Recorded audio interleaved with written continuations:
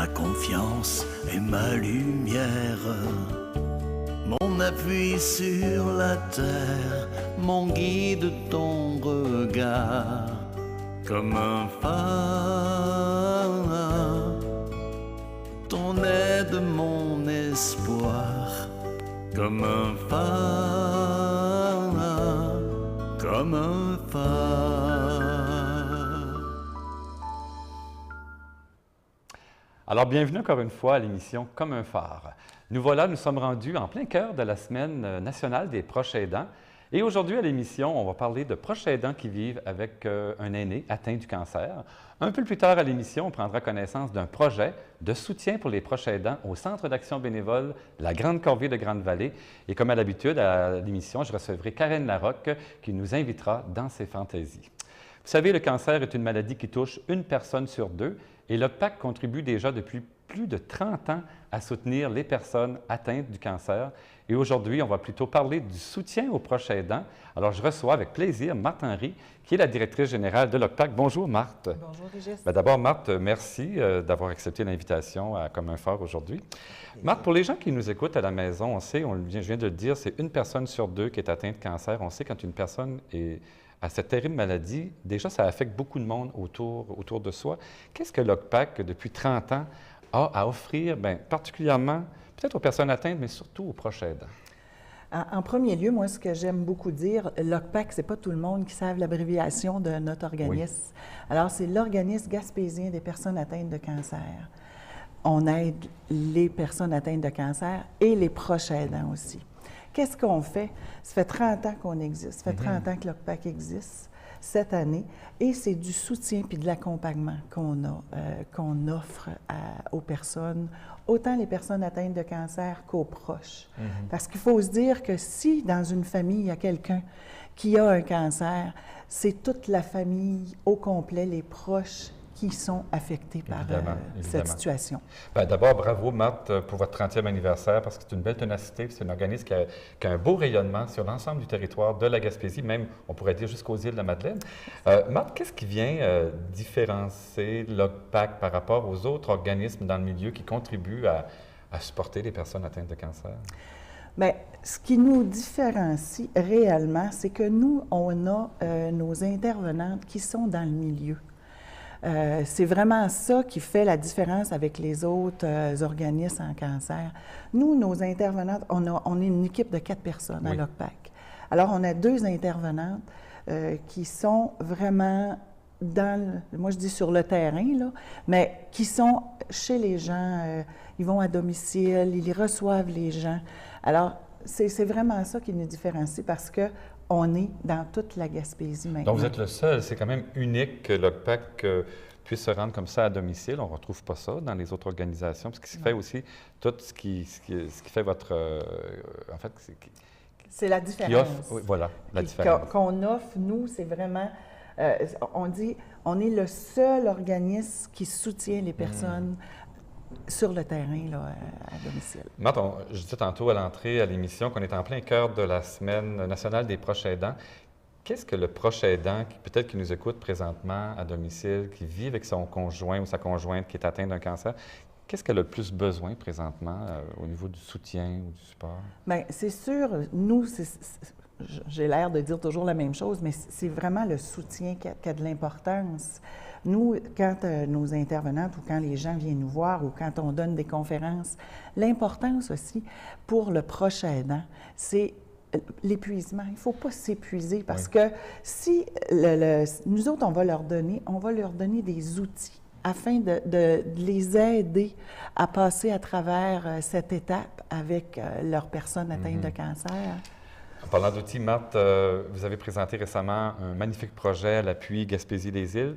On va quand même, avant d'en parler, pour comprendre un peu qu'est-ce que vous offrez comme nouveau soutien aux proches aidants, j'ai rencontré à Bonaventure, il y a déjà au début septembre, Marie-Berthe Bélanger, le Centre d'action bénévole. Elle est la directrice du CAP de Grande-Vallée.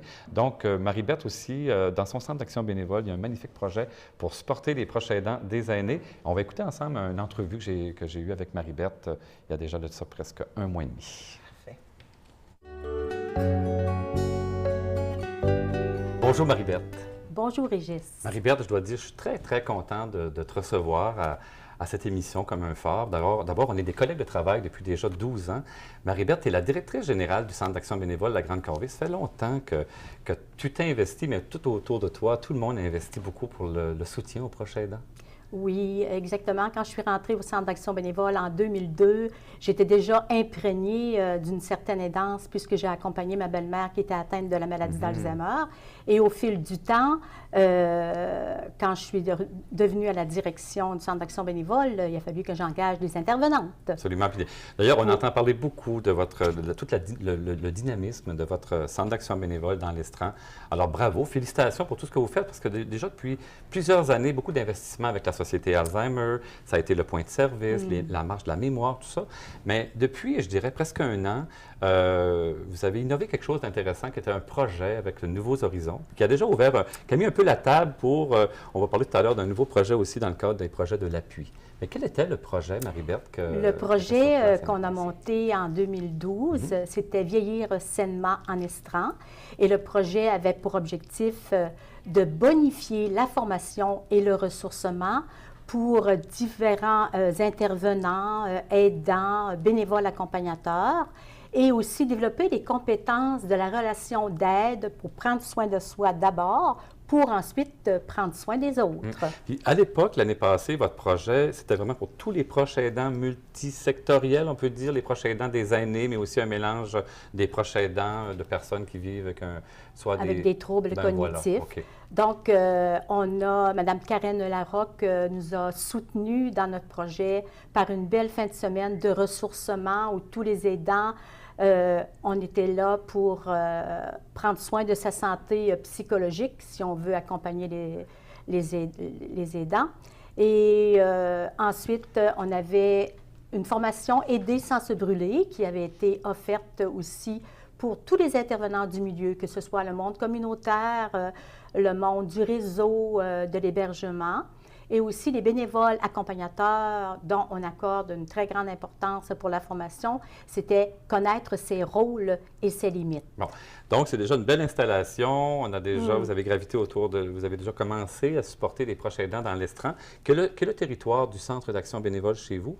Mais là, parlons un peu de l'appui, parce que l'appui Gaspésie-les-Îles a financé, Marie-Berthe, plus de 9 projets partout sur l'ensemble du territoire, dans un clin d'œil, dans un temps de mouvement.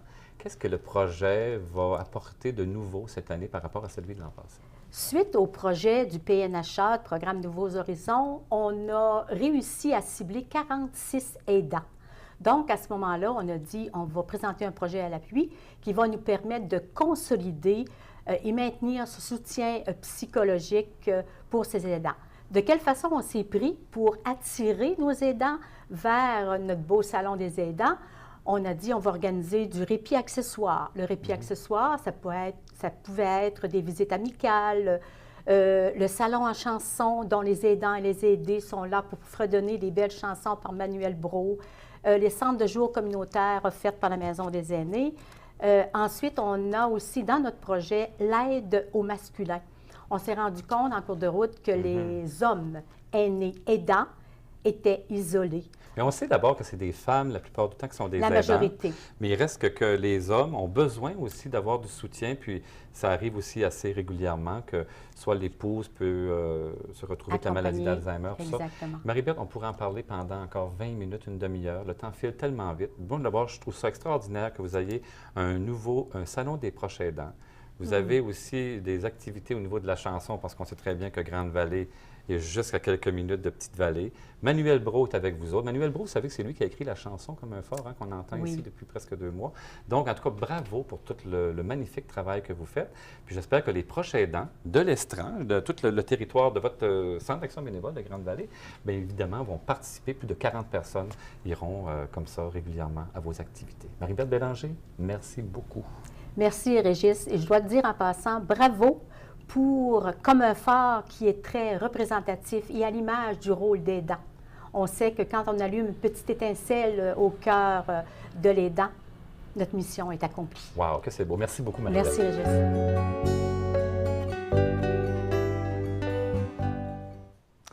Bien, Marthe, écoutez, je pense que l'appui Gaspésie-les-Îles cette année, c'est vraiment novateur, puisqu'il y a 9 beaux projets comme ça étalés partout sur l'ensemble du territoire. On n'échappe pas non plus à l'OCPAC. Chez vous, rapidement, votre projet est débuté il y a quelques semaines. Qu'est-ce que vous offrez aux proches aidants? Alors, nous, c'est des cafés-rencontres. Un café-rencontre, c'est un endroit avec une intervenante, un endroit chaleureux, réconfortant, où ce qu'on donne des outils aux personnes, aux proches aidants, afin de continuer, des conseils pour leur donner un boost, si je peux dire, oui. un bon support. Un bon support, du soutien, comme on dit oui. toujours. Ils s'en vont des rencontres, des cafés-rencontres avec du concret qu'ils sont capables d'appliquer. Donc, partout étalé sur le territoire, dans tous les MRC de la Gaspésie, oui. Ce que j'ai envie de vous offrir, c'est que je veux que vous reveniez ici avec moi en reparler dans une autre émission un peu plus tard, d'ici peut-être le printemps, mais on va quand même continuer l'entrevue. Mais avant, Karen Larocque, qui est toujours présente ici comme psychologue à l'émission, va nous présenter aujourd'hui peut-être des petites fantaisies que les proches aidants peuvent s'offrir dans le quotidien. Puis on va écouter ensemble Karen Larocque, Marthe. Parfait. Okay.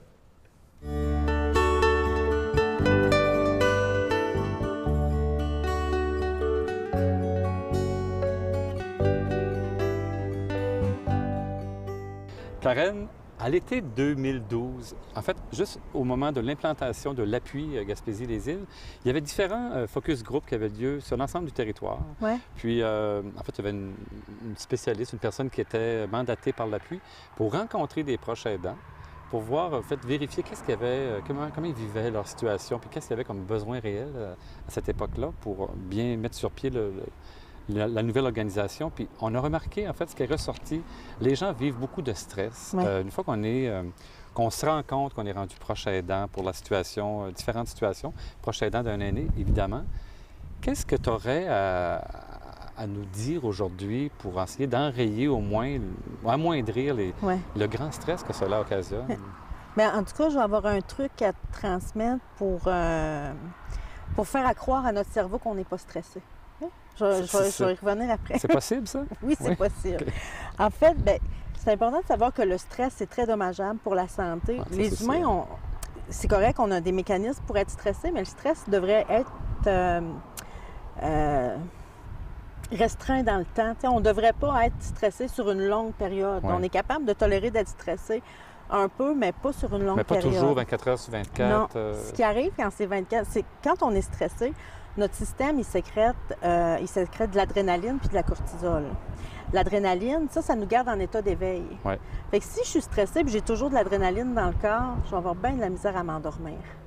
Puis ça rend aussi hyper vigilant. Fait qu'il y a des gens qui peuvent devenir anxieux à force d'avoir tout le temps de l'adrénaline dans le corps. La cortisol, elle, ce qu'elle fait, c'est qu'elle ralentit le système digestif pour garder ses énergies pour réagir parce qu'il y a quelque chose d'important qui est en train de se passer.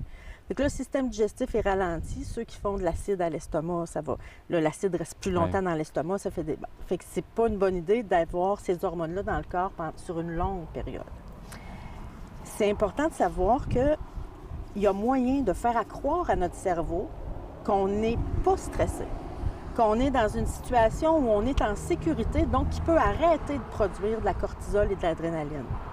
Pour faire ça, ça prend 5 minutes. Pendant 5 minutes, il faut inspirer pendant 5 secondes et expirer pendant 5 secondes. Okay? Si nos inspirations puis nos expirations ont la même durée, notre cerveau, il dit « Mon Dieu, elle respire donc bien relax. » Fait qu'elle doit être relaxe, tout doit bien aller, donc on peut arrêter la production d'adrénaline puis de cortisol. Puis là, à la place, le cerveau, il va sécréter les hormones de la relaxation puis du bien-être. Fait que ça prend 5 minutes. Pour vous aider, il faut aller voir ceux qui ont accès à Internet, aller faire une recherche sur Internet, cohérence cardiaque vidéo. Vous allez avoir des vidéos qui durent 5 minutes avec une petite boule qui monte puis qui descend pendant des 5 secondes. Tu inspires quand elle monte, tu expires quand elle descend. Ça nous donne la technique de comment le faire. Exact. Puis ça prend 5 minutes, puis vous allez voir, c'est assez impressionnant comme combien c'est efficace. Puis c'est quoi? On le fait à chaque jour, le 5 minutes? Bien, ce qu'on dit, c'est qu'idéalement, le faire 3 fois par jour. Comme ça, tout le système va toujours... Le taux d'adrénaline de base va toujours être un peu plus bas. Mais on peut s'en servir ponctuellement. Si là, je réalise que, mon Dieu, je suis bien stressée, puis on dirait que je n'arrive pas à me calmer. 5 minutes, inspiration 5 secondes, expiration 5 secondes, puis vous allez voir, la différence est vraiment impressionnante. Karen, malheureusement, on avait juste 3 minutes pour parler de ce magnifique 5 minutes-là. On espère à la maison que les gens vont pratiquer cette nouvelle technique, puis on pourra en rediscuter dans une autre émission. Merci, on se revoit dans 2 semaines. Bye-bye.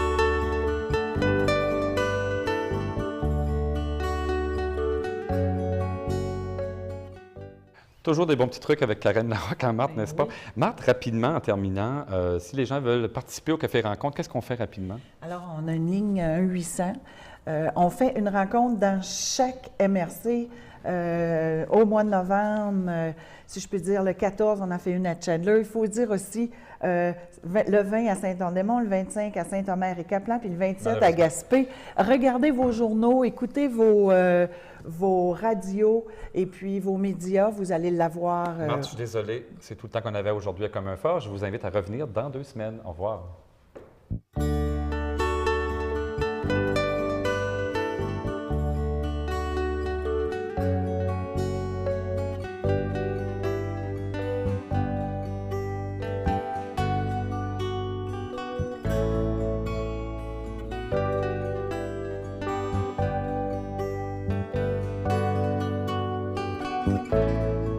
comme un phare.